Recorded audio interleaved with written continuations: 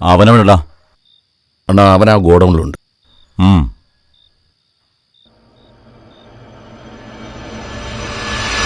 മോനെ, നീ ചെറിയ പ്രായമാണല്ലോ. ദിവാകരൻ മുതലാളിക്കൊരു പരാതി. അയാളുടെ മോൾക്ക് ഉറക്കമില്ല. രാത്രി മൊത്തം നിന്നെ ഫോൺ വിളിയാണെന്ന്.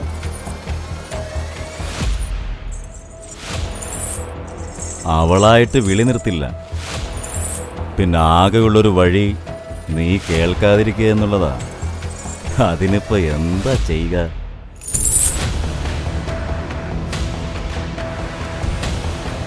ഒന്നും ചെയ്യല്ലേട്ടാ, ഒന്നും ചെയ്യല്ലേട്ടാ, ഒന്നും ചെയ്യ.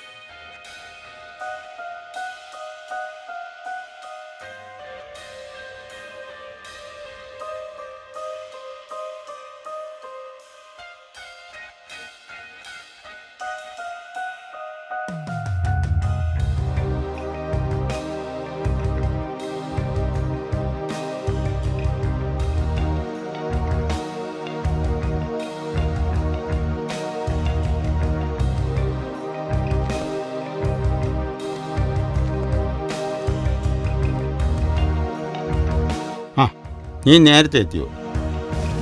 സാറെന്താ അത്യാവശ്യമായിട്ട് കാണണമെന്ന് പറഞ്ഞേ? ആ വാ പറയാം.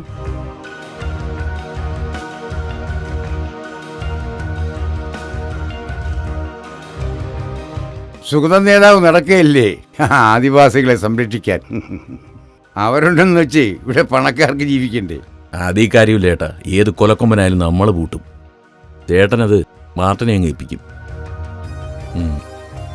നിനക്കറിയാമല്ലോ, അപ്പനപ്പന്മാരുടെ കാലം തൊട്ടേ ആ ഭൂമി നമുക്ക് അവകാശപ്പെട്ടതാണ്. അതെനിക്ക് ഒഴിപ്പിച്ചെടുക്കണം. അതിന് നീ വേണ്ടത് ചെയ്യണം. അതിൻ്റെ അടുത്ത് പ്രത്യേകം പറയണോ? സാറ് ധൈര്യമായിട്ട് വയ്ക്കോ, ഞാനവരെ കൈകാര്യം ചെയ്തോളാം. ആ സുഗതനാണ് അതിൻ്റെ പിന്നിൽ. അവനെ സൂക്ഷിക്കണം. അത് ഞാൻ ഏറ്റു. നീ നേരിട്ടിട്ടുണ്ട്.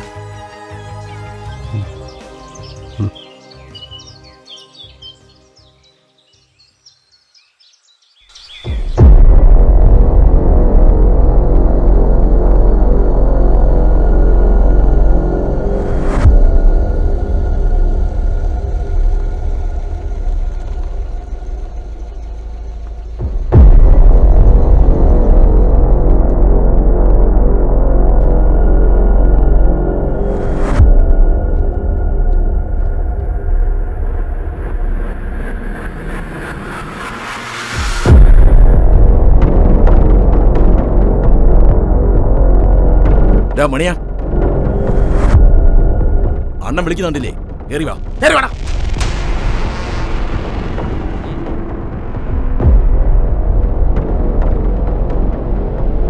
ചന്ദ്രദേവൻ സാറ് എന്താണെന്ന് വെച്ചാൽ തരും.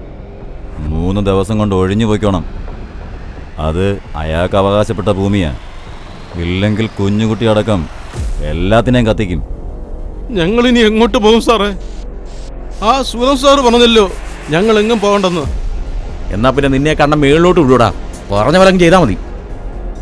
വിടടാ.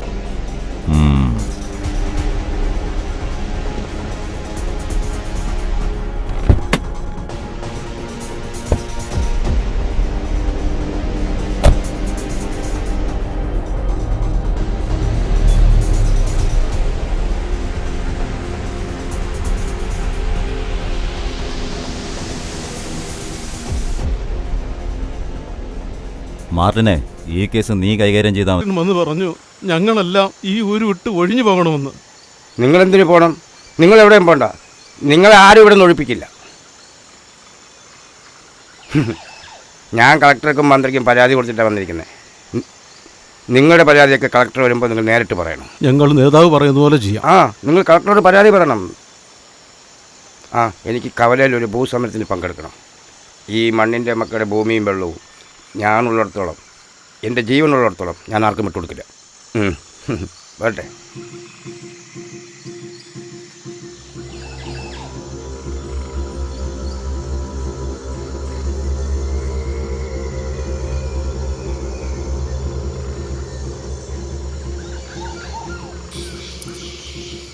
ஐயா சுகதா சார் கிளம்பிட்டாரு.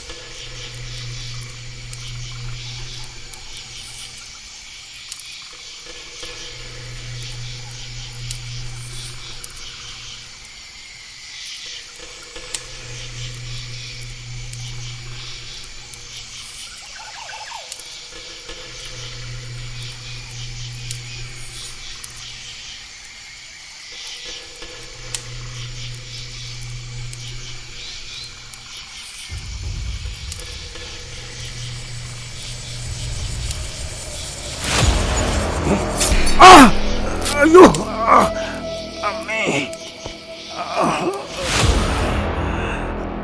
കാടിൻ്റെ ചങ്കിൽ നിന്നൊരു പാട്ടു കേട്ടു ഞാൻ,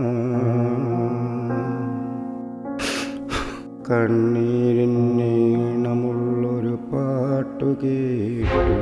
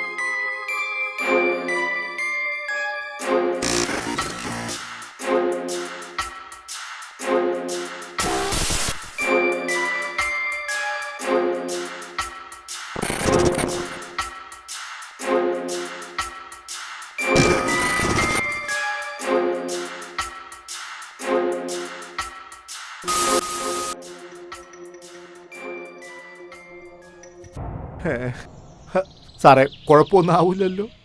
മെമ്പറെ, എൻ്റെ അനുവാദമില്ലാതെ ഈ വാർഡ് വിട്ടു പോകരുത്. ആ ഫോണിൽ ചെയ്ത് തന്നേക്ക്. സാറേ ഇതിനകത്ത് ബാലൻസ് ഇല്ല. ഓ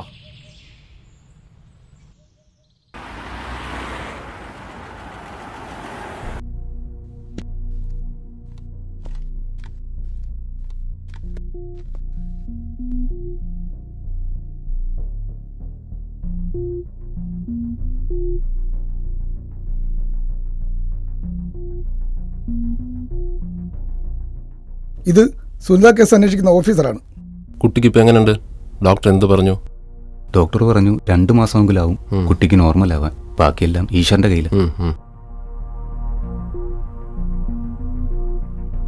ഹരി, തൻ്റെ ഫോണിങ് എന്ന്. മോളെ, ഈ ഫോട്ടോയിൽ കാണുന്ന ആരെങ്കിലും അറിയാമെങ്കിൽ പറയണം.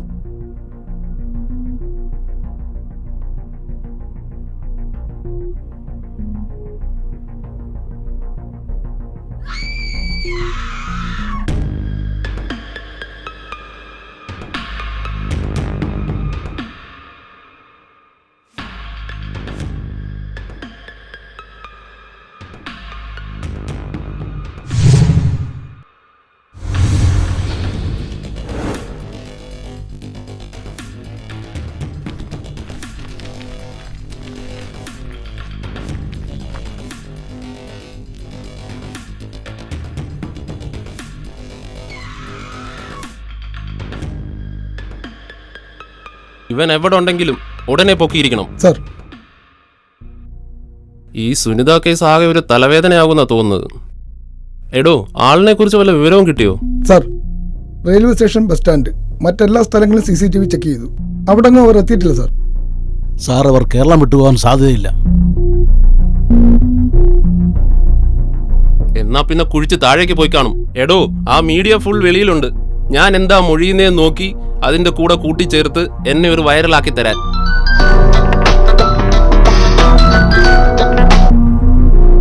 അതൊന്ന് ഓഫാക്കടോ. അതിന്റെ പേര് കേരളം തകർന്നേ തകരട്ടെ. ഹരി, സുബോധ് എവിടെ പോയി? സാർ, വാടി കടപ്പുറത്തിൽ വെള്ളം മോഷണം പോയി. അതുമായി ബന്ധപ്പെട്ട് അന്വേഷിക്കാൻ പോയിരിക്കുക. സാർ, ചായ പറയട്ടെ സാർ? ഇതിന്റെ ഇടയ്ക്കാണോടോ ചായ? ഹരി, ഒരു പക്ഷേ ആ ബംഗാളികൾ മുങ്ങിയത് ആ വള്ളത്തിലാണെങ്കിലോ? അതെ സാർ, ആ സാധ്യത തള്ളിക്കളയാനാവില്ല. Then what's the delay? ആ വള്ളത്തിന്റെ ഓണറിനെ എനിക്ക് ഇന്ന് തന്നെ കാണണം. ഏർപ്പാട് ചെയ്യൂ. Okay sir.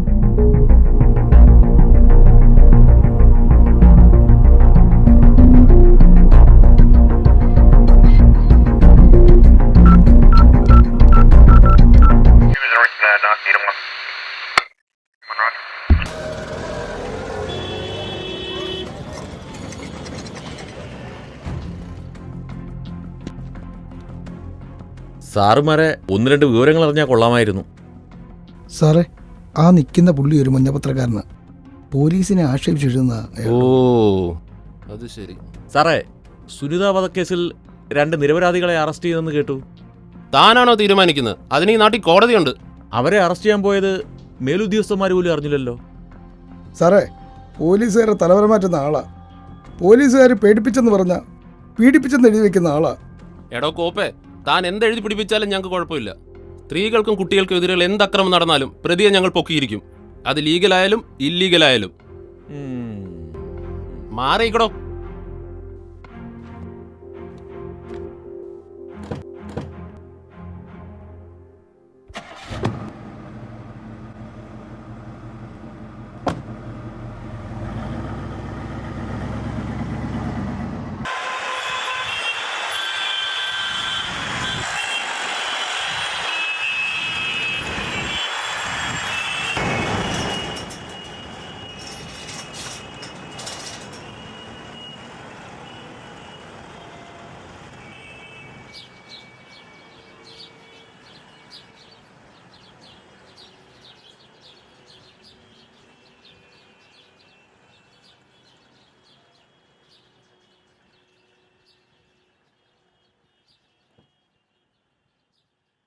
Good morning sir.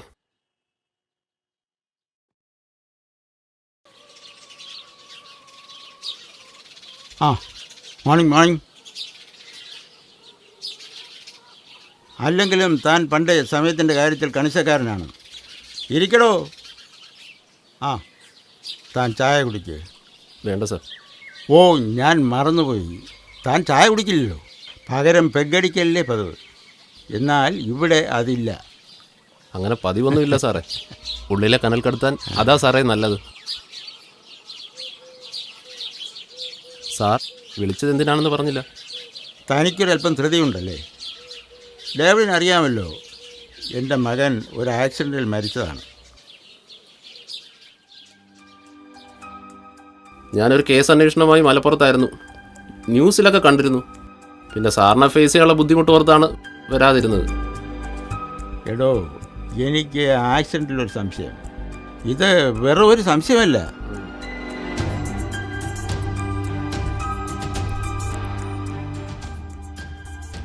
അതെന്താ സാർ അങ്ങനെ തോന്നാൻ?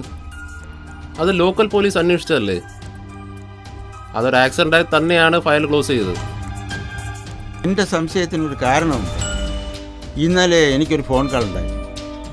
എൻ്റെ മകൻ്റെ മരണം ഒരു ആക്സിഡൻ്റ് അല്ല, അത് കരുതി കൂട്ടി ചെയ്ത ഒരു കൊലപാതകം. അതൊരു ഫേക്ക് ന്യൂസ് ആയിരിക്കും സാർ. ആയിരിക്കും. എങ്കിലും എൻ്റെ ഒരു ആശ്വാസത്തിന് വേണ്ടി സത്യം അറിയാനുള്ള ഒരു ആഗ്രഹം. ആ ഫോൺ നമ്പർ ട്രേസ് ചെയ്തില്ലേ സാർ? അതൊരു എൻക്രിപ്റ്റഡ് കോളായിരുന്നു. സാർ, ഒരു ഫോൺ കോൾ ചെയ്താൽ കേരളത്തിൽ നിന്നല്ല ഇന്ത്യയിലെ തന്നെ പോലീസ് ഓഫീസേഴ്സ് ഈ കേസ് അന്വേഷിക്കും. പിന്നെ എന്താണ് sir, what is your problem? അതല്ല ഡേവിഡേ, നിയമപരമായി പോയാൽ ചാനലുകാർ അവർക്ക് തോന്നിയതുപോലെ പ്രചരിപ്പിക്കും. തനിക്ക് ബുദ്ധിമുട്ടില്ലെങ്കിൽ രഹസ്യമായി ഈ കേസ് അന്വേഷിക്കണം. അതിനെന്ത് ചിലവ് വന്നാലും ഞാൻ നോക്കിക്കൊള്ളാം. എന്ത് സപ്പോർട്ടും ഞാൻ ചെയ്യും. പ്ലീസ് താൻ എന്നെ സഹായിക്കണം. ഞാനിപ്പോൾ എന്താ ചെയ്യേണ്ടത്? താൻ പറഞ്ഞാൽ എനിക്ക് വിശ്വാസമാണ്. തൻ്റെ ടീമിൽ എൻ്റെ ഒരു കുട്ടി കൂടെ ഉൾപ്പെടുത്തണം. ഒരു ട്രെയിനിങ്ങിന് വേണ്ടിയാണ്. ഓക്കെ സർ, ഞാൻ രാത്രി വിളിക്കാം.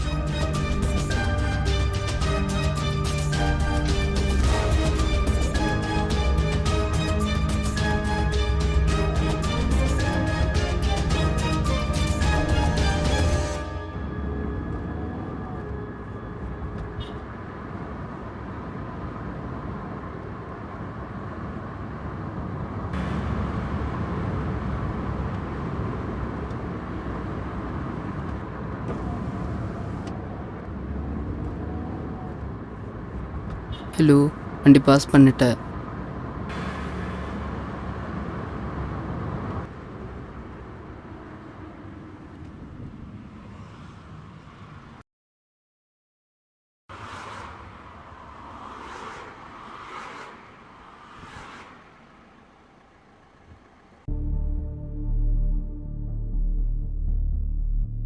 ഹരി, പോസ്റ്റ്മോർട്ടം റിപ്പോർട്ടിൽ നിറന്തലക്കേറ്റ മുറിവാണ് മരണകാരണം.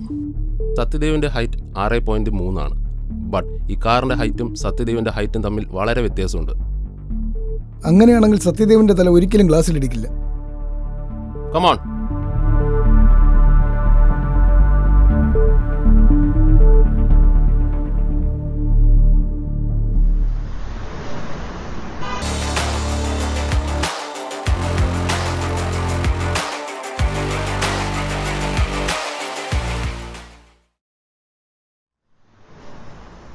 സാറ് വിഷമിക്കണ്ട, വേണ്ടത് അണ്ണൻ എന്താണെന്ന് വെച്ച് ചെയ്തോളും. അതാണ്ട് അണ്ണൻ വന്നു. ചെന്നൈക്കുള്ള ലോഡൊക്കെ പോയല്ലോ അല്ലേ?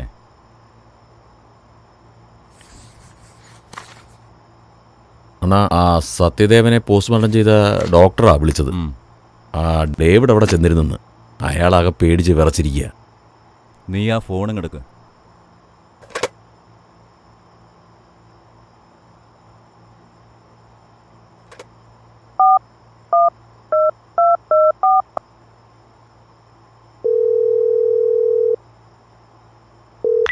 സാർ, നിങ്ങൾക്ക് വേണ്ടിയില്ല ഞാനിതെല്ലാം ചെയ്തത്. പിന്നെന്താ ഇപ്പോൾ ഒരു എൻക്വയറി? അപ്പോൾ എന്നെ ഒറ്റയ്ക്ക് കൊടുക്കാനല്ലേ? അങ്ങനെയാണെങ്കിൽ ഞാൻ എല്ലാവരും കൊടുക്കും. ആ മാർട്ടിനോട് കുറച്ച് ദിവസം സൂക്ഷിച്ച് നടക്കാൻ പറയണം.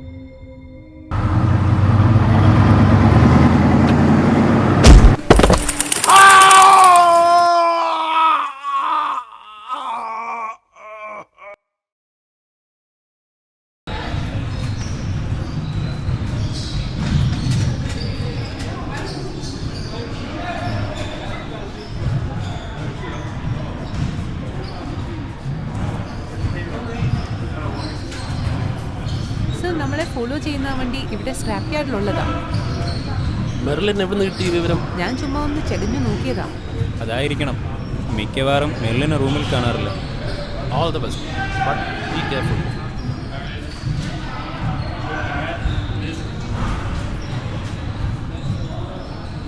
സാർ, അത് കോളീസ് അല്ല, ഒരു സ്കോർപ്പിയോയുടെ നമ്പറാണ്. അതും കോഴിക്കോടുള്ളത്.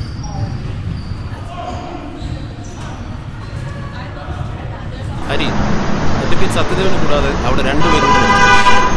ഒന്നൊരു സൈക്കാട്രിസ്റ്റും ഒന്ന് ലോക്കലിസ്റ്റ്. അതൊരു മാർട്ടിൻ്റെ നമ്പറായിരുന്നു. എന്താണ് സാർ പെട്ടെന്നൊരു മുറിട്ട്? അവനെ ഞാൻ അറിയും. അവനുമായി പഴയ ഒരു കണക്കുണ്ട്. കണക്കുകൾ തീർക്കാൻ ദൈവം വീണ്ടും അവനെ എൻ്റെ മുന്നിൽ കൊണ്ടുവന്നു. പൂട്ടും ഞാൻ അവനെ.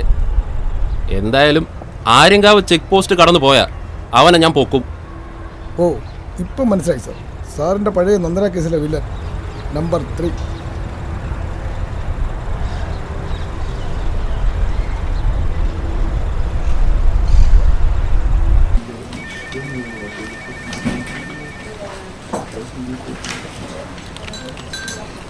സാർ,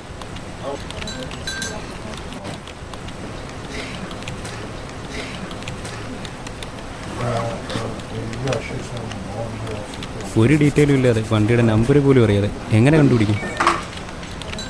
വെറും ഒരു കോമൺ വൈറ്റ് ആംബുലൻസ്. ഇനിയും നമ്മൾ മുന്നോട്ട് പോകും. ഏതൊരു മനുഷ്യനെയും ജീവിക്കാൻ പ്രേരിപ്പിക്കുന്നത് അവൻ്റെ പ്രതീക്ഷകളാണ്. അടുത്ത സെക്കൻഡിൽ ആരൊക്കെ ജീവിച്ചിരിക്കുമെന്ന് ആർക്കും അറിയില്ല. ആ ഫൂട്ടേജ് ഒന്ന് പ്ലേ ചെയ്യൂ.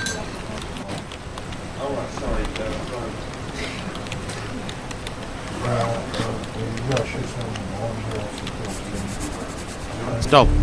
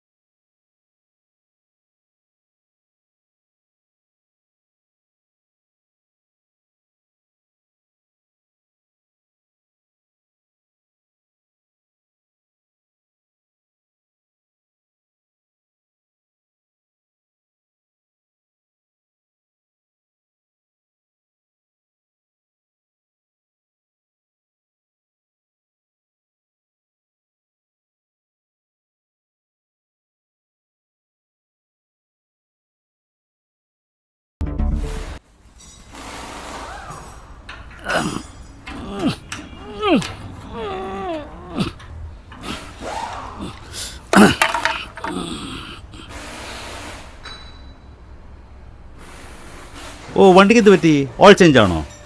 അത് ഓ, ബ്രേക്ക് കുറവായിരിക്കും. ആ ബ്രേക്ക് ഒന്ന് നോക്കിയേ. അതല്ല. അതല്ലേ? അപ്പം പിന്നെ എഞ്ചിൻ പണി. ശരി തന്നെ.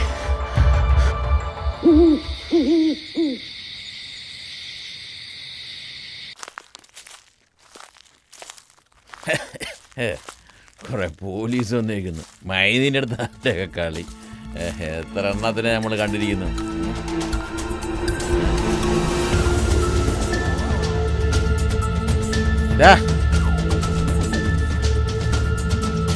ആരാ നീ? അവിടെ നിൽക്കാൻ നിക്കട. അവിടെ നിന്റെ അടുത്ത് ചോദിച്ചാൽ ആരാ നീ? നിക്കടാ. നിന്റെ അടുത്തല്ലേടാ പറഞ്ഞു നിക്കാൻ. നിക്കാൻ.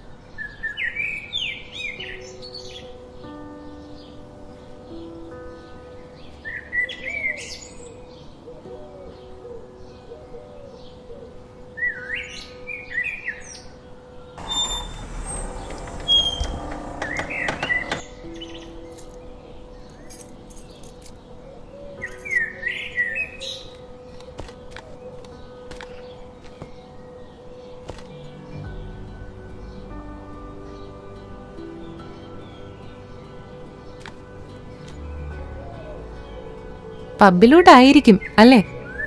ആർക്കറിയാം? ആശാനെന്നാ പെണ്ണ് കെട്ടാതിരിക്കുന്നത്. ആര് ചോദിക്കാൻ? വെള്ളം അടിക്കാം, പെണ്ണു പിടിക്കാം. അതിന് മെർലിൻ എന്താ കുഴപ്പം? കുഴപ്പമൊന്നുമില്ല. പക്ഷേ മനസ്സിൽ ചില കണക്കുകൂട്ടലുകളുണ്ടായിരുന്നു. പച്ചയ്ക്ക് പറഞ്ഞ വലിയ ആരാധനയായിരുന്നു ഡേവിഡ് സാറിനോട്. ആരാ ഈ നന്ദന? എന്താ ഈ കേസ്? എടോ, അത് കേസൊന്നുമല്ല, സാറിൻ്റെ ലവറായിരുന്നു. ലവറോ? ഡേവിഡ് സാറിനോ? അതെന്നാ, സാറിന് പ്രേമിച്ചൂടെ? അതുകൊണ്ടാണ് ഞാൻ ചന്ദ്രദേവ് സാറിന്റെ കാല പിടിച്ച് നിങ്ങളുടെ ടീമിൽ ചേർന്നത്. താൻ മുഖാന്തരം സാറിനൊരു ജീവിതം കിട്ടുന്നെങ്കിൽ കിട്ടട്ടെ, അതുകൊണ്ട് പറയാം. ഇല്ല സാറേ, ടെൻഷൻ അടിപ്പിക്കാതെന്ന് പറ.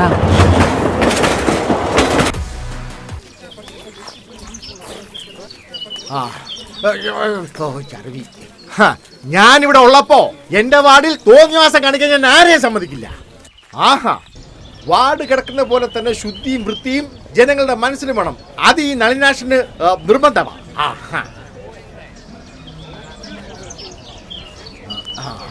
രമേശ കേറി തട്ടടാ. ഡേ, കൊല്ലാനല്ല, ഡോറി തട്ടാൻ.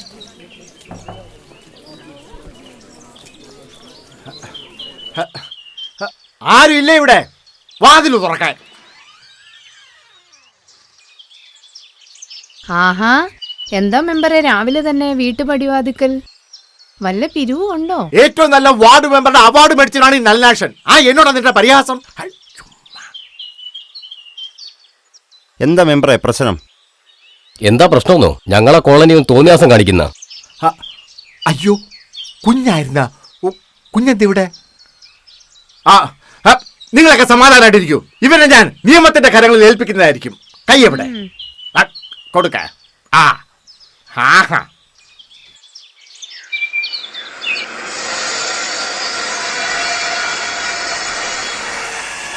കുഞ്ഞേ, ഇതൊക്കെ ഓർമ്മ വേണം കേട്ടാ.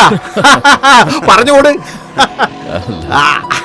എന്തായാലും മെമ്പർ വിചാരിച്ചോണ്ട് അവിടുന്ന് മാനക്കേണ്ടത് ഊരി. അത് പിന്നെ ഈ ചന്ദ്രദേവിന്റെ ചെറുപോണെന്ന് പറഞ്ഞാലേ ഈ നാടിന്റെ ചെറുപോനാ, അറിയോ? പോകാതിരിക്കാൻ പറ്റൂ. ആ നാട്ടിൽ നിന്നാർക്കും പരിധിയില്ലാത്തോണ്ട് കൊള്ളാം. നീ ഒന്ന് മേടിച്ചാലേ നല്ല സ്റ്റാർ ഹോട്ടലിൽ നിന്ന് സുന്ദരികൾ വരും. പിന്നെന്തിനാണ് ചന്ദ്രൻ സാറിന്റെ വിലകളെ നടക്കുന്നത്? അതിന് കൂട്ടൊരു മെമ്പർ. അങ്ങനെ പറയരുത് മാർട്ടീനെ. അതെ മാർട്ടീനെ, നാടൻ കഴിക്കുന്നതിന്റെ സുഖം അതൊന്ന് വേറെ തന്നെയാ. അതിപ്പോ ചാരായാണെങ്കിലും. നിർത്ത്. എന്റെ കുറ്റങ്ങൾ കണ്ടുപിടിച്ച് ചോദ്യം ചെയ്യുന്നതിന് മുമ്പ് ആ ഡേവിന്റെ കാര്യത്തിൽ ഒരു തീരുമാനം കണ്ടെത്ത്. അല്ല, അതിപ്പോ ഡേവിഡിന് എന്താ കുഴപ്പം? ആ സുഗതൻ നേതാവിനെ കൊന്ന കേസിലെ ദൃക്സാക്ഷി അവൻ. കോടതിയിലെങ്ങാനും പോയാൽ മെമ്പറെ എല്ലാരും ഗുരുവേ.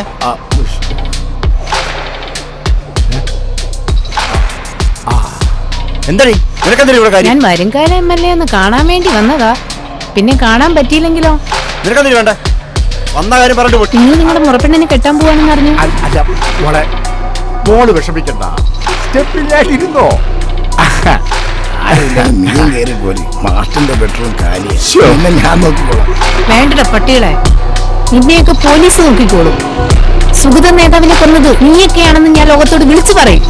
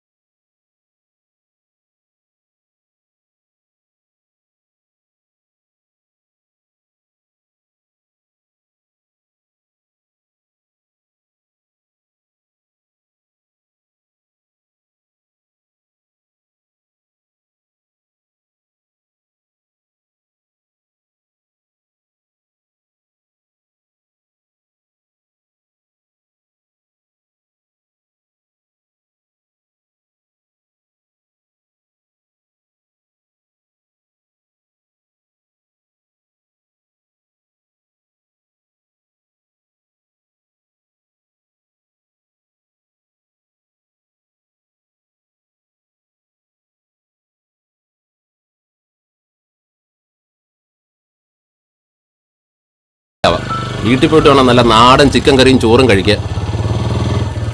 മാർട്ടിനെതിരെ സാക്ഷി പറയാൻ നീ കോടതിയിലെത്തിയാ പിന്നെ നീ തിരികെ പോവില്ല, ഓർത്തോ? നിന്നെപ്പോലുള്ള ഉച്ചാളികൾ പേടിക്കാനല്ലടാ ഞാൻ IPS ചേരക്കുന്നത്. വേണ്ട വിട്ടേക്ക്. ഞാൻ കണ്ട കാര്യം എവിടെയും പറയും. നിനക്ക് എന്നെ ഉണ്ടാക്കാൻ പറ്റുമെന്ന് വെച്ചാൽ ഉണ്ടാക്ക്. നീ എടുത്തോണ്ട് പോടാ.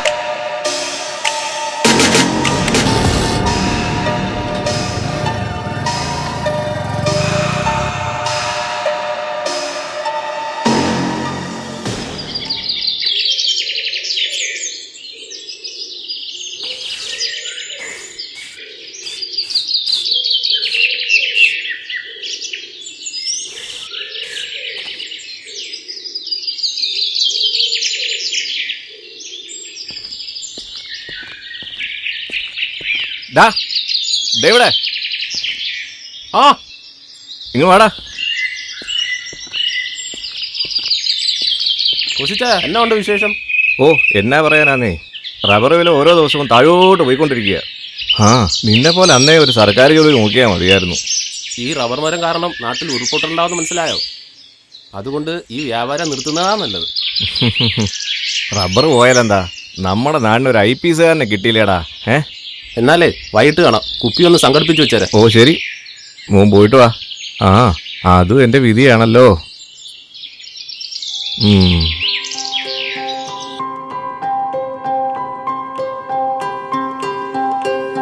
മണിയണ്ണാ, സുഖമല്ലേ?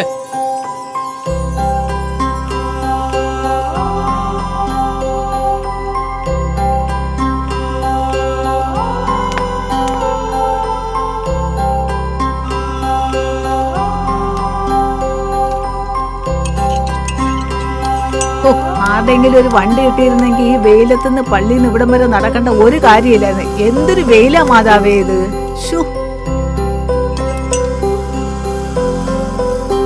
ആ ഡേവിഡ് മോനെ, നീ വന്നോ? അമ്മയ്ക്ക് എങ്ങനെ മനസ്സിലായി ഞാനാണെന്ന്? ഇതാ പോടാ. അമ്മച്ചി ഈ മക്കളുടെ സ്പർശം അറിയാനേ IPS ഉദ്യോഗം ഒന്നും വേണ്ട കേട്ടോ, മനസ്സിലായോ? നിന്റെ അച്ഛനും ഇങ്ങനെയായിരുന്നു. ദൂരെ യാത്ര കഴിഞ്ഞ് വരുമ്പോഴേ എന്റെ കണ്ണു പൊത്തും, എന്നെ ദേഷ്യം പിടിപ്പിക്കാൻ. ഞാൻ വല്ലോന്റെ പേര് വിളിച്ചു പറയും, പിന്നെ അടിയായി വഴക്കായി. എന്റെ മാതാവേ, പിന്നെ ഇവിടെ എന്തൊക്കെയാ നടക്കുക? ആ മതി മതി, അമ്മ നല്ല ചിക്കൻ കറി ഉണ്ടാക്കും. ഞാൻ ഉണ്ടാക്കാം. പോയി കുളിച്ചിട്ട് വരാം. പെട്ടെന്ന് പറഞ്ഞേ മോനെ.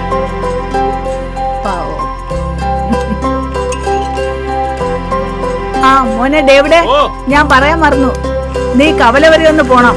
മെമ്പറിന് നിന്നെ ഒന്ന് കാണണോന്ന് പറഞ്ഞു. അതൊന്നും എനിക്ക് അറിയില്ല, നീ ഒന്ന് പോയിട്ട് വാ. ശരി ശരി.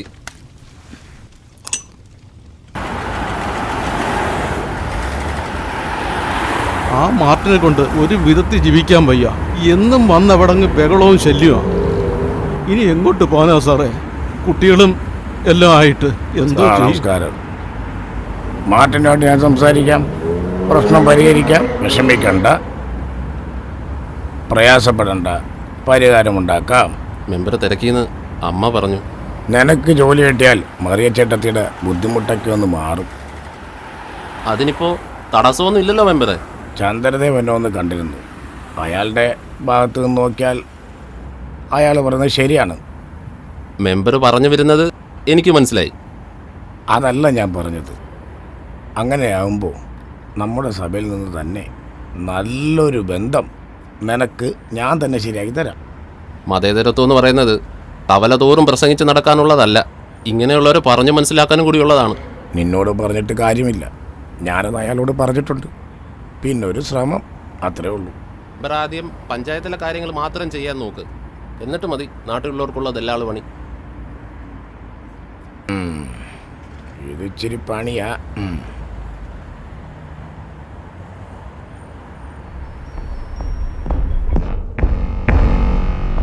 അവൻ പറഞ്ഞാൽ കേൾക്കത്തില്ല. ഞാൻ ഈ കേസ് വിട്ടു, നിങ്ങൾ എന്താന്ന് വെച്ചാൽ ചെയ്തോളൂ. സാരമില്ല, മെമ്പർ പറഞ്ഞുകൊണ്ടാണ് ഞാൻ അതിനെ വെറുതെ വിട്ടത്. ഇനി എന്താന്ന് വെച്ചാൽ എനിക്കറിയാം. മെമ്പർ ഫോൺ വെച്ചോ.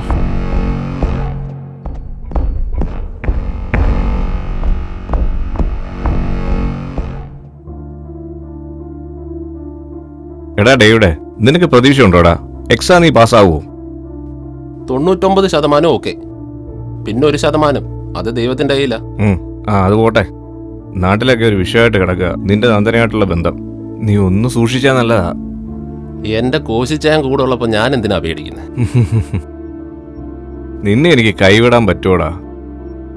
നിനക്കൊരു പ്രശ്നം വന്നാല് നിന്റെ കൂടെ ഞാൻ എപ്പോഴും ഉണ്ടാകും, എന്നും.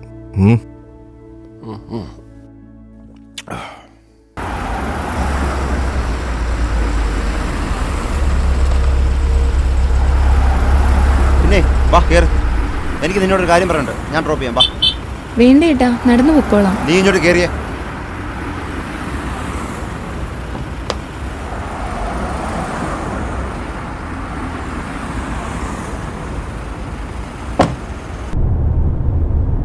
നാളെ നീ എൻ്റെ ഭാര്യയാകാനുള്ളതാ. കണ്ടവനുമായിട്ട് ഫ്രണ്ട്ഷിപ്പ് കൂടി നടക്കുന്നത് എനിക്കിഷ്ടമുള്ള കാര്യമല്ല. സ്വന്തമായിട്ടങ്ങ് തീരുമാനിച്ചാൽ മതിയോ ഭാര്യയാകുന്ന കാര്യം? പറഞ്ഞോടി, മുത്തശ്ശൻ കഷ്ടപ്പെട്ടുണ്ടാക്കിയ സ്വത്ത് മുഴുവനും വല്ല അസ്രായം കൊണ്ട് തിന്നാൻ ഞാൻ അനുവദിക്കുന്നില്ലേ. വിളച്ചെഴുതലുണ്ടല്ലോ, കൊന്നുകളെ ഞാൻ.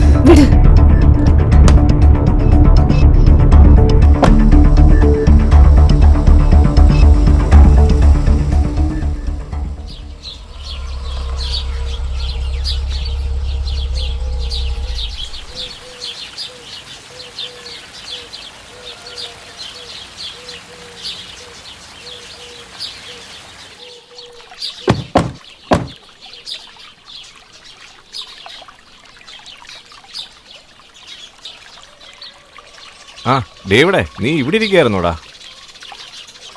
നിന്നോടൊരു കാര്യം പറയാനുണ്ട്. കോശിച്ചാൻ എന്താ ഒരു മുഖവരെയൊക്കെ? അപ്പോൾ എന്തോ ഗൗരവമുള്ള കാര്യമാണല്ലോ. ആ സുഗതനക്കൊന്ന കേസിലേ നീ സാക്ഷി പറയാൻ പോകരുത്. കോശായ ഒന്നാമത് ഇവൻ ഞങ്ങളുടെ കുടുംബത്തിന് തലവേദനയാ. അതിൻ്റെ ഇടയ്ക്ക് ഇതും. നിനക്ക് ക്യാഷ് വല്ലതും വേണോ? എത്രയെന്ന് വെച്ചാൽ തരാം. നന്ദനയുടെ കാര്യത്തിൽ നിന്നും നീ പിന്മാ. എടാ, നമുക്കെന്തിനാടാ ഈ കേസും പഴക്കമൊക്കെ? നിനക്കൊരു ജോലിയൊക്കെ കിട്ടാനുള്ളതല്ലേ, നീ അങ്ങ് സമ്മതിക്കേ. ഈ നന്ദനയുടെ കാര്യം ശരി, ഈ സുഗതമാഷിന്റെ കാര്യത്തിൽ ഞാൻ സാക്ഷി പറയുന്നത് ഇവർക്കെന്താ കാര്യം? കോശിച്ച ഈ നാട്ടിലെ പാവപ്പെട്ടവർക്ക് വേണ്ടി ജീവിച്ചവനാ സുഗതമാഷ്. ആ സുഗതമാഷിനെ തെരുവ് പട്ടിയെ പോലെ കൊന്നു തള്ളിയമാരോട് ഞാൻ ക്ഷമിക്കണോ? അതിന് ഞാൻ മരിക്കണം.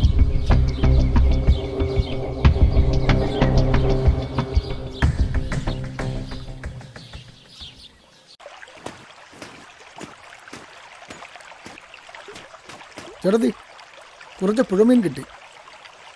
എന്നെ കൊണ്ട് പാചകം ചെയ്യാൻ വയ്യ. ഡേവിഡ് വന്നതല്ലേ, ചേട്ടത്തി അവന് വെച്ചു കൊടു. എന്നാ ഇതിന്റെ പൈസ ഞാൻ തരും കേട്ടോ.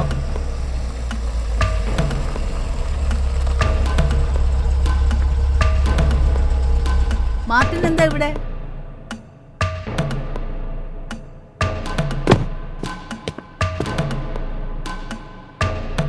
ഞാൻ ചേച്ചിയെ ഒന്ന് കാണാൻ വന്നതാ. എന്തു പറ്റി? എന്താ കാര്യം? അത് പ്രത്യേകിച്ച് കാര്യമൊന്നുമില്ല. ഡേവിഡിനെ കുറിച്ച് ചേച്ചി ഒന്ന് പറഞ്ഞ് മനസ്സിലാക്കണം. അവൻ വിദ്യാഭ്യാസമുള്ള കൂട്ടത്തിലല്ലേ. നീ കാര്യം പറഞ്ഞില്ലല്ലോ. ആ നന്ദനയുള്ള അടുപ്പം അതൊരു പ്രശ്നമാണ്. എടാ, അവന്റെ വ്യക്തിപരമായ കാര്യങ്ങളിലൊന്നും ഞാൻ ഇടപെടാറില്ല. അവന്റെ ഇഷ്ടങ്ങൾക്കൊന്നും ഞാൻ എതിര് നിൽക്കാറുമില്ല. ഞാൻ അന്നേ പറഞ്ഞില്ലേ ഇവിടെ ഒന്നും പറയാൻ നിൽക്കണ്ടെന്ന്. അന്നേ അവന്റെ കൈയും കാലും വെട്ടിയിട്ടാ മതിയായിരുന്നു. മതി. ഡാ, ഈ ചെറുക്കനെ വിളിച്ചോണ്ട് പോവാൻ നോക്ക്. ഇല്ലെങ്കിൽ എന്റെ തനി കൊണ ഇവൻ കാണും. എന്റെ കാലി കിടക്കുന്ന ചെരുപ്പെടുത്ത് ഇവന്റെ കവാടത്ത് ഞാൻ കൊടുക്കും. ഡാ ചെറുക്ക, നീ പോടാ.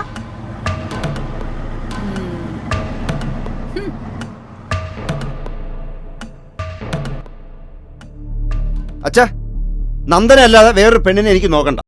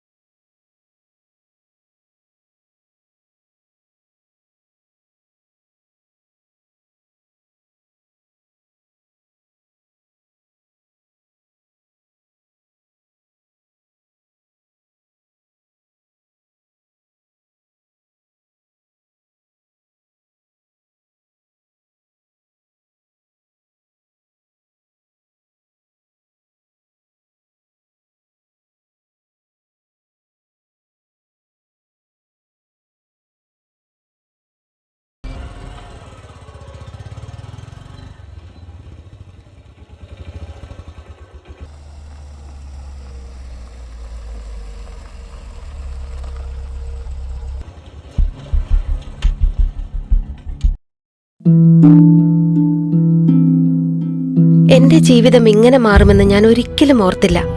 എല്ലാം എന്ത് നല്ലതായിരുന്നു. ഒരു നല്ല ഭർത്താവ്, 2 ഓമന മക്കൾ. പക്ഷെ പുകയില എല്ലാം മാറ്റിമറിച്ചു. ഇനി ഈ പടരുന്ന ക്യാൻസർ എന്റെ മുഖത്ത് നിന്ന് മുറിച്ചു മാറ്റേണ്ടി വരും. ഒന്നും ഒരിക്കലും പഴയതുപോലാകില്ല. പുകയില എന്റെ ജീവിതം നശിപ്പിച്ചു. ഖെയ്നി, ഗുഡ്ക, പുകയില, ജർദ, പാൻ മസാല അവ നിങ്ങളുടെ ജീവിതം താറുമാറാക്കും.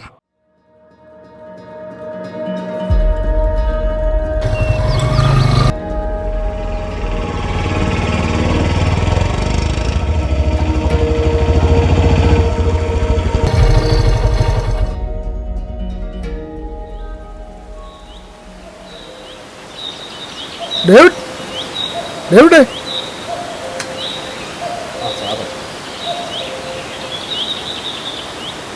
എന്താ സാറേ? എന്താ സാറേ ഇവിടെ? നീ ഇന്നലെ ആരെങ്കിലും തല്ലിയോ? ആ പാലത്തിനെടുത്ത് വെച്ചു. അതൊരു ചെറിയ പ്രശ്നമുണ്ടായി. അതൊരു ചെറിയ പ്രശ്നമല്ല. നീ തല്ലിയത് ഒരു കൂട്ടം സുവിശേഷക്കാരെയാ. അവന്മാരെ കണ്ടിട്ട് സുവിശേഷക്കാരായിട്ട് തോന്നുന്നില്ല. ഈ കരയിൽ മുമ്പ് കണ്ടിട്ടുമില്ല. ഇത് 2 സഭക്കാരുടെ പ്രശ്നമാക്കി തീർക്കാൻ ആരോ ശ്രമിക്കുന്നുണ്ട്. അതുകൊണ്ട് എങ്ങനെയും ഇതൊന്ന് ഒത്തുതീർപ്പാക്കാൻ ശ്രമിക്കണം. അല്ലെങ്കിൽ ഇതിൻ്റെ ജോലിക്ക് തടസ്സമായി വരും.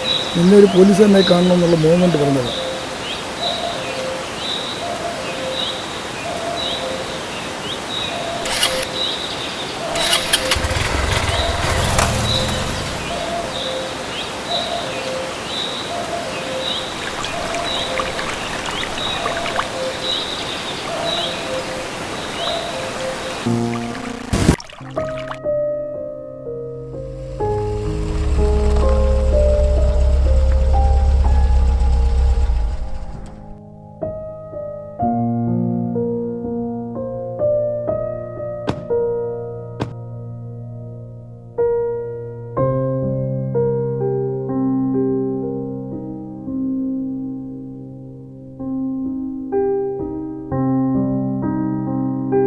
സാറെന്തിനാ എന്നെ തേടി ഇവിടെ വന്നത്? നീ ഇവിടെ കാണൂന്ന് ഞാനാ മുത്തച്ഛനോട് പറഞ്ഞേ. സാറ് ക്ഷമിക്കണം. ആരെ അപമാനിക്കാനോ നോയിക്കാനോ അല്ല ഞാൻ നന്ദനെ സ്നേഹിച്ചത്. ഒന്നും പറയണ്ട. നന്ദനമോൾ എൻ്റെ ഒരു കർത്തവ്യം ഏൽപ്പിച്ചിരിക്കുകയാണ്. സാറിനോട് പറഞ്ഞ് മനസ്സിലാക്കി തന്നെ രക്ഷിക്കാൻ. എന്തായാലും ഞാൻ വക്കീലുമായി സംസാരിച്ചു. അദ്ദേഹം പറയുന്നത് തത്സമയം പ്രതിക്ക് മാനസിക വിഭ്രാന്തി ഉണ്ടായിരുന്നതായി ഒരു സർട്ടിഫിക്കറ്റ് സംഘടിപ്പിക്കണം. സാറിൻ്റെ സുഹൃത്തിൻ്റെ മെൻ്റൽ ഹോസ്പിറ്റലിൽ 2 ദിവസം കിടക്കേണ്ടി വരും. എങ്കിൽ മാത്രമേ അവൻ സർട്ടിഫിക്കറ്റ് തരൂ. ഇത് കേസ് നമ്മൾ കോംപ്രമൈസ് ചെയ്യും. എസ്ഐയോട് ഞാൻ സംസാരിച്ചു. എന്തെങ്കിലും മിസ്റ്റേക്ക് വന്നാൽ അത് ഹോസ്പിറ്റലിനെ ബാധിക്കും. അതുകൊണ്ടാണ്. ഒരെന്നാലും ഇല്ല. നമ്മൾ സന്തോഷമായിട്ട് ജീവിക്കാൻ വേണ്ടിയല്ലേ അവരങ്ങനെ പറയുന്നത്. സമ്മതിക്ക്. ഞാനും നീയും മുത്തച്ഛനും മാത്രമല്ലേ ഉള്ളൂ. സത്യം എന്താന്ന് എനിക്കറിയാവല്ലോ. വേറെ ആരെ ഇനി ബോധ്യപ്പെടുത്തേണ്ടേ? സമ്മതിക്ക്. എന്നാൽ ഇപ്പോൾ തന്നെ നമുക്ക് പുറപ്പെടാം. പോലീസിൻ്റെ കയ്യിൽ കിട്ടിയാൽ എല്ലാം കുളമാകും. വരൂ.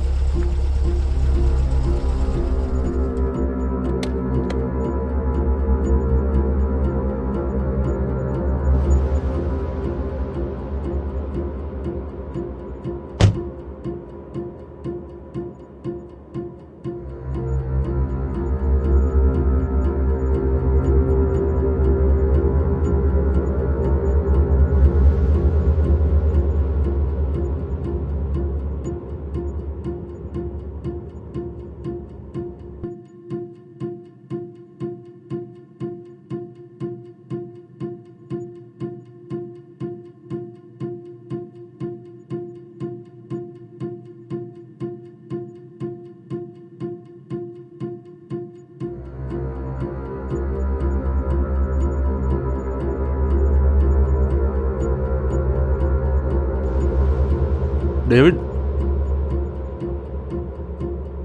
എന്താ ആലോചിക്കുന്നത്? എല്ലാം ശരിയാവും. നന്ദനയുടെ പ്രാർത്ഥന ദൈവം കേൾക്കാതിരിക്കില്ലല്ലോ. സിസ്റ്റർ ആ ഇഞ്ചക്ഷൻ കൊടുത്തരാം.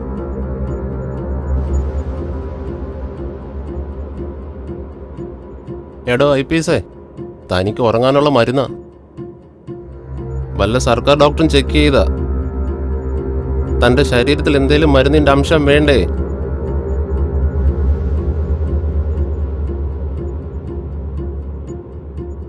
സിസ്റ്ററെ ഇഞ്ചക്ഷൻ കൊടുത്തരാം. Cool cool.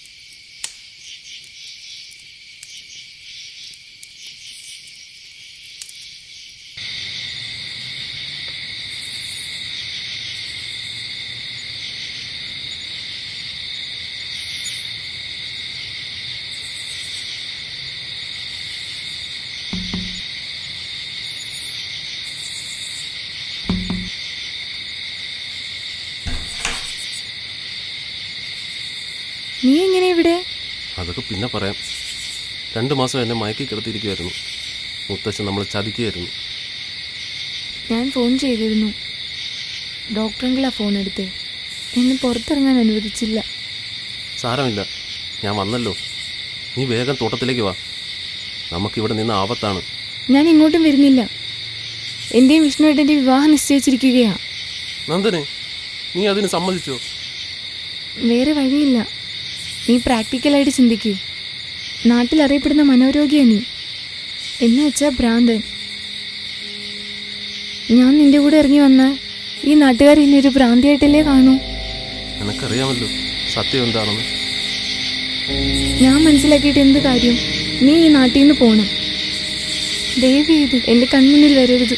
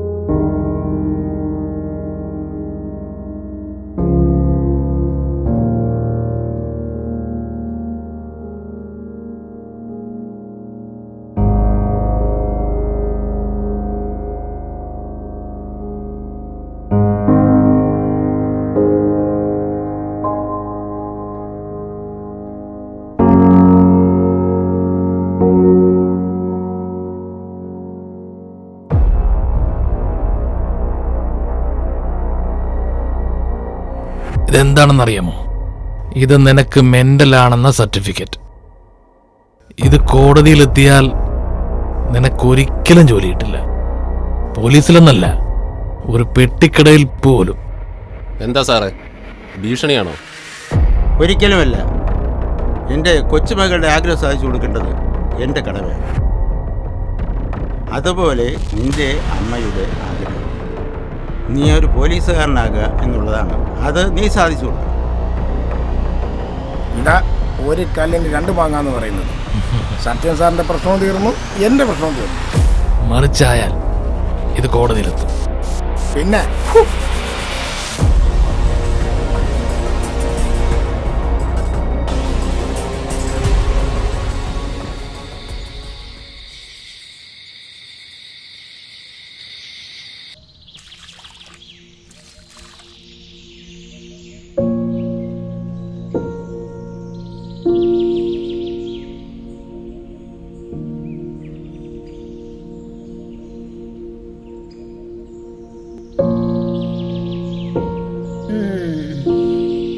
എടാ മോനെ, നീ താടിയൊക്കെ എടുത്തിട്ട് നീ ഒരു മനുഷ്യക്കോലാവാൻ നോക്ക്. ഇതാ പിടിക്ക്, ചെല്ലടാ, ചെല്ലു കുഞ്ഞേ.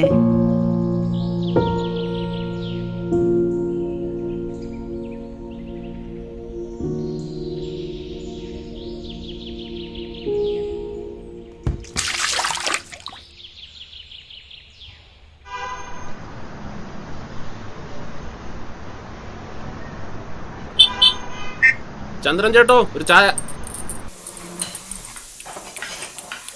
ഡേവിഡ്, ഇവിടെ പാലും പഞ്ചാരയൊന്നുമില്ല, വേറെ എവിടെയെങ്കിലും പോയി കുടി.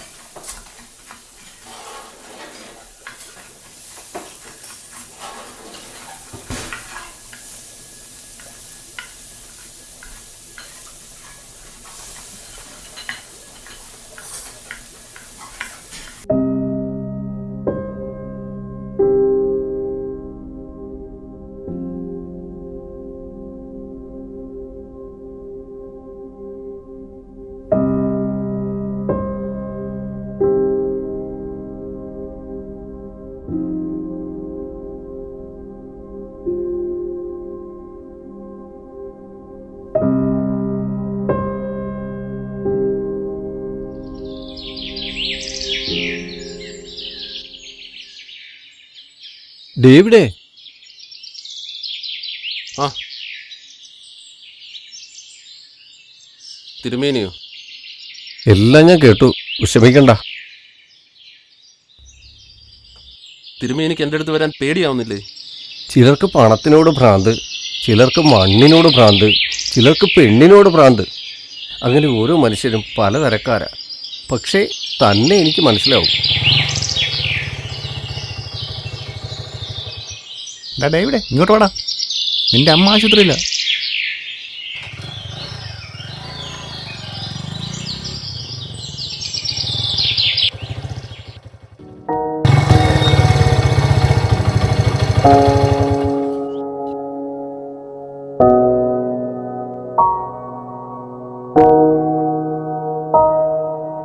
നിങ്ങൾ മകനാണല്ലേ?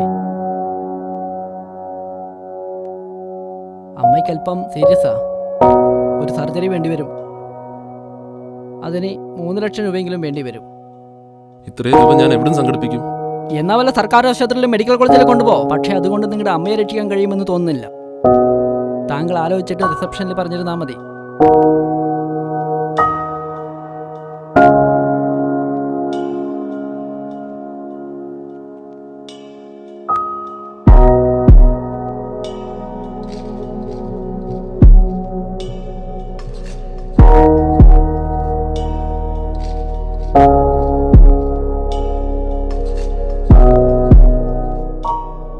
ഡേവിഡ്, അമ്മയ്ക്കൊരു സർജറി വേണം. 3 ലക്ഷം രൂപ വേണം. എന്നെ ഒന്ന് സഹായിക്കണം. മോനെ ഡേവിഡേ, ബിസിനസ്സൊക്കെ ആകെ ഡല്ലാടാ. മേരിയുടെ മാല പണയം വെച്ചിട്ടാ ഈ മാസം വണ്ടിയുടെ CC തന്നെ അടച്ചത്. തൽക്കാലം നീ വേറെ വല്ല വഴിയും നോക്ക്. ആ വട്ടൻ ഡേവിഡാ, അവനെ 3 ലക്ഷം രൂപ കടം വേണോന്ന്. അവന് പൈസ കൊണ്ട് കഞ്ചാവ് വാങ്ങാനാ. ഇതൊക്കെ അവൻ്റെ ഒരു നമ്പറല്ലേ?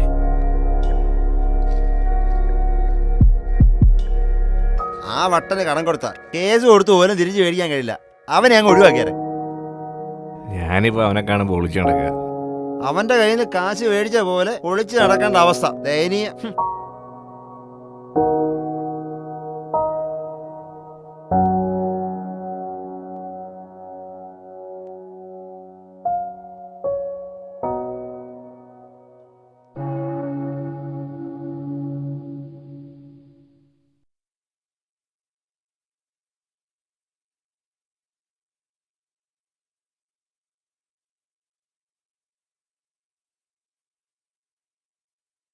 അമ്മയുടെ ജീവൻ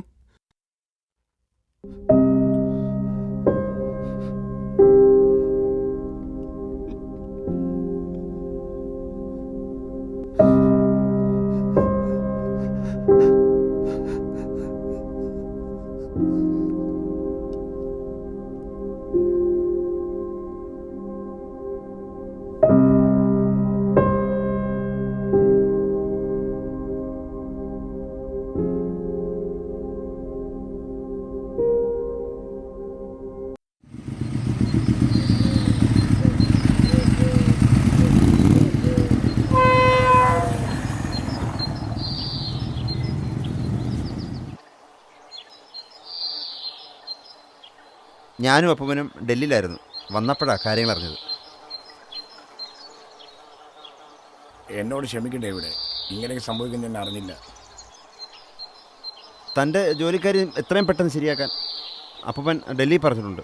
താൻ ധൈര്യമായിട്ടിരിക്കും, ഞാനുണ്ടോ കൂടെ. അതൊന്നും സാരമില്ല. ഒരുവൻ ലോകം മുഴുവൻ നേടിയാലും ആത്മാവ് കൈമോശം വന്നാൽ പിന്നെ എന്ത് പ്രയോജനം?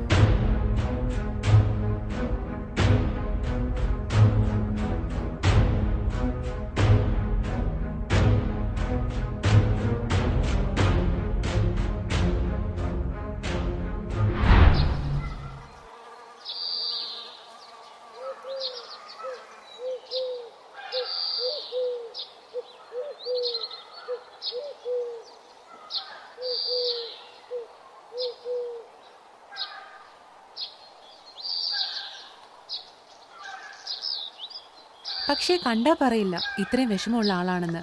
ഗ്രേറ്റ്. എന്നാലേ പോയി കിടന്നുറങ്ങും, രാവിലെ ജോലിയുള്ളതാ. Good night. Good night sir.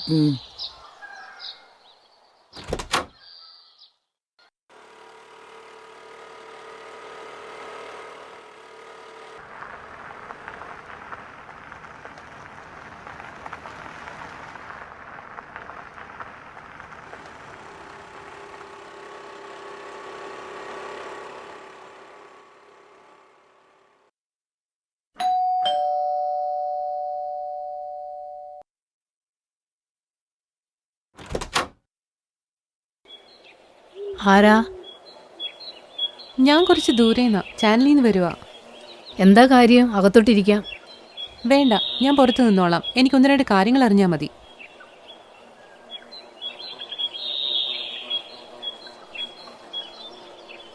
മനസ്സിലായില്ല.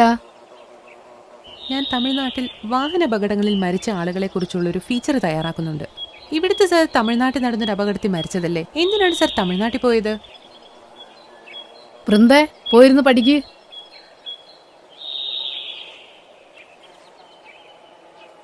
അസോസിയേഷൻ്റെ ഒരു അവാർഡ് മേടിക്കാൻ വേണ്ടി തിരുനെൽവേലി പോയതാ. അവിടുന്ന് കാർഡ് വന്നു, പിന്നെ മാർട്ടിൻ്റെ ക്ഷണവും ഉണ്ടായിരുന്നു. Okay ma'am, thank you. ആ ശരി.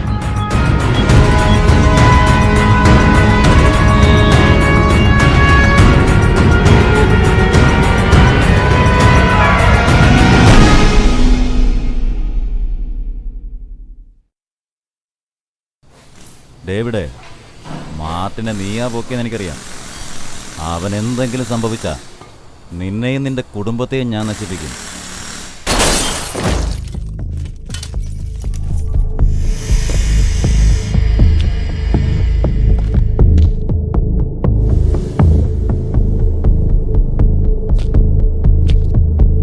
മുരുകേഷ, എന്നെ നശിപ്പിക്കാൻ നീ നിന്റെ ഡീസൽ വെറുതെ കത്തിക്കണ്ട. എന്താടാ?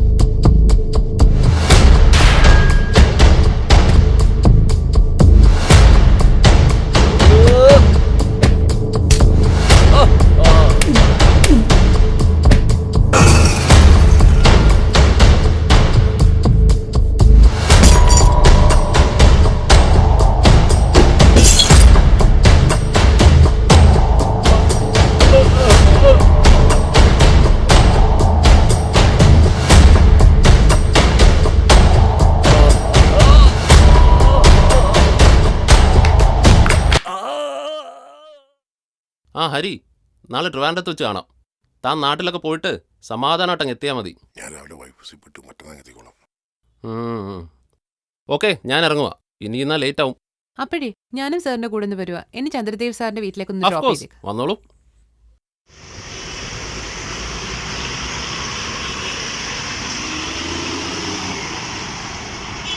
എന്തായി?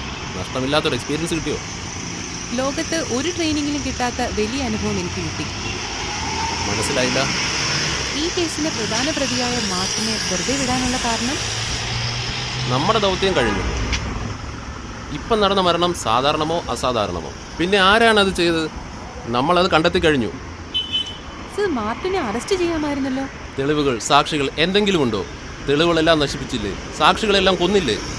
പിന്നെ എന്ത് ചെയ്യാനാ? സർ, ആ കൊലയാളി മാർട്ടിനല്ല, മാർട്ടിന് നിർദ്ദേശം കൊടുക്കുന്ന ഒരാളുണ്ട്. അതാരാണ്? മാർട്ടിൻ അയാളെ നിരന്തരം വിളിച്ചു. അയാളുടെ അടുത്തിടെ മാർട്ടിൻ ആയതുകൊണ്ടാണ് ഞാൻ... ബാക്കി ഞാൻ പറയാം. എന്നാൽ നമുക്കിനി കുറച്ചേരം പുറത്തിറങ്ങി സംസാരിക്കാം.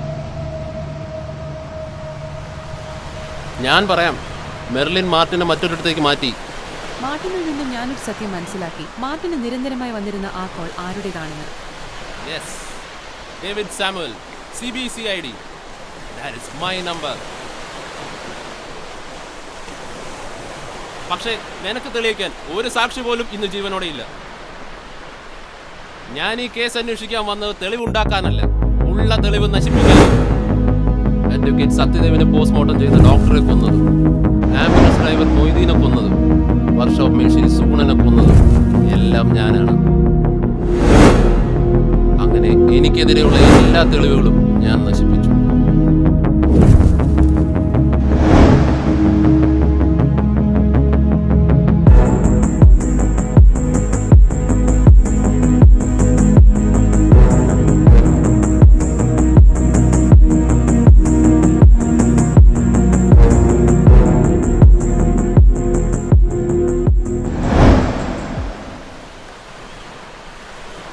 അങ്ങനെ ഉറപ്പിക്കാൻ വരട്ടെ.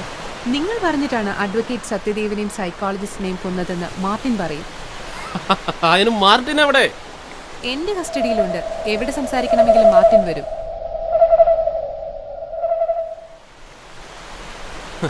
അതിന് നമ്മുടെ കോടതിയിൽ ആത്മാക്കൾക്ക് സംസാരിക്കാനുള്ള മാർഗം ഇല്ലല്ലോ മെർലിൻ.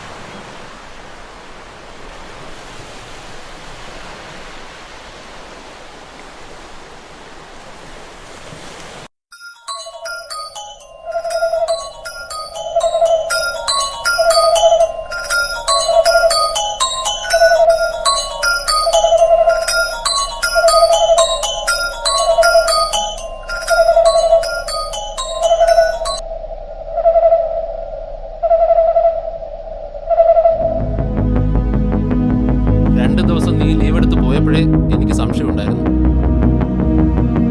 നീ പോയ സ്ഥലങ്ങളിലെല്ലാം ഞാൻ നിന്നെ ഫോളോ ചെയ്തിരുന്നു.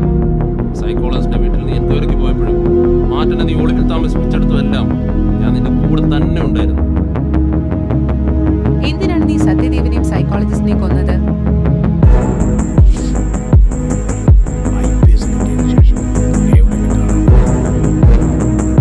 ഞാൻ പറയുന്ന അനുസരിച്ച് നീ ജീവിച്ചാൽ നിനക്ക് കൊള്ളാം. ഇല്ലെങ്കിൽ സുഗത നേതാവിന്റെ കേസ് കുത്തിപ്പോക്കി നീ പുറത്തിറങ്ങാത്ത വിധം നിന്നെ ഞാൻ പൂട്ടും. അവന്റെ ഭീഷണിക്ക് മുന്നിൽ വഴങ്ങില്ലാതെ എനിക്ക് വേറെ മാർഗമില്ലായിരുന്നു. എനിക്ക് കുറേയേറെ കാര്യങ്ങൾ ചെയ്യാനുണ്ട്.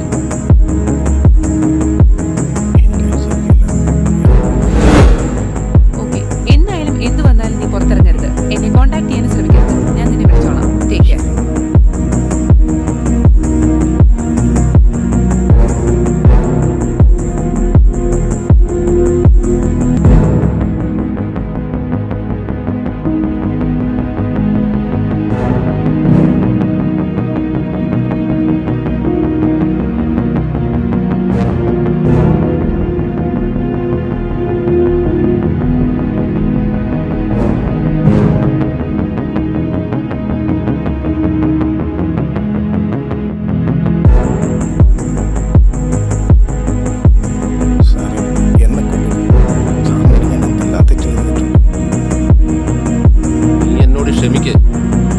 മാർട്ടിനെ, എനിക്കൊരു തെളിവും ബാക്കി വയ്ക്കുന്ന സ്വഭാവമില്ല.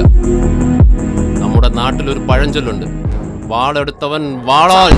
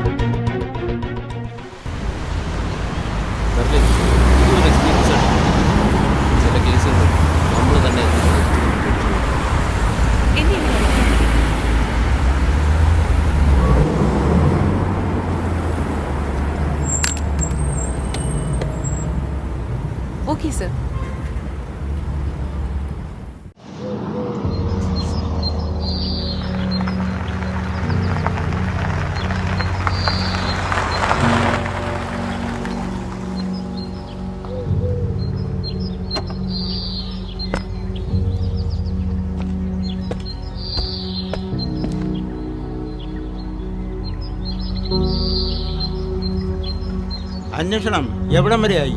വല്ല തുമ്പും കിട്ടി? പൂർത്തിയായി സാർ. എനിക്കറിയാം തന്നെ ഒരു കാര്യം ഏൽപ്പിച്ചാൽ അത് നടക്കുമെന്ന്. അതുകൊണ്ടാ അങ്ങനെ ഒരു ദൗത്യം തന്നെ ഏൽപ്പിച്ചത്.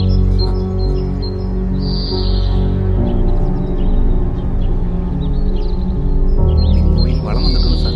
എന്ത് വേണം? ചെക്ക് കൊടുത്താൽ മതി. ആ, അത് മതി.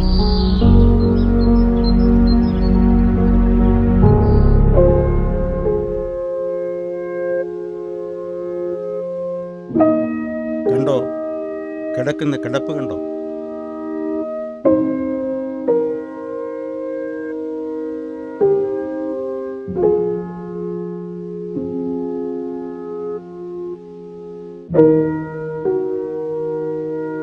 വിഷ്ണുവിന് എന്താ സംഭവിച്ചത്? തമിഴ്നാട്ടിൽ വെച്ച് വണ്ടി ഇടിച്ചാ. ഞാൻ ചായ എടുക്കാം.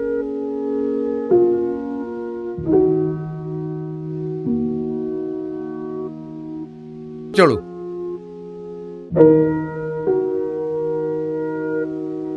സാറിന്റെ രാഷ്ട്രീയ പിൻഗാമിയാകാൻ കുടുംബത്തിൽ ആളില്ലാതായി പോയില്ലേ സാറേ? ഞാൻ വരട്ടെ.